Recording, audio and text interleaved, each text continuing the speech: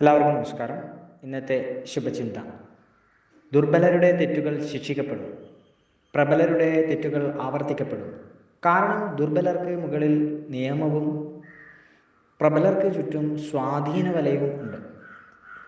ചെയ്യുന്ന ആളുകളുടെ സ്വാധീനശേഷിക്കനുസരിച്ച് തെറ്റുകളെ വിശുദ്ധ പാപങ്ങളായും മാരക പാപങ്ങളായും തരംതിരിക്കുന്നത് അവസാനിപ്പിക്കാതെ തെറ്റുകൾ അവസാനിക്കില്ല.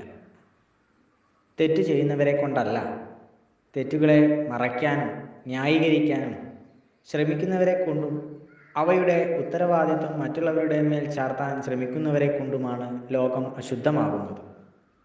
മറ്റുള്ളവരുടെ ബലഹീനതകൾക്ക് വിലയിട്ട് അവരുടെ അശരണതയെ ചൂഷണം ചെയ്യുന്നവർ ഇല്ലായിരുന്നെങ്കിൽ സ്വാഭാവിക നീതി എല്ലാവർക്കും ലഭിച്ചേനെ.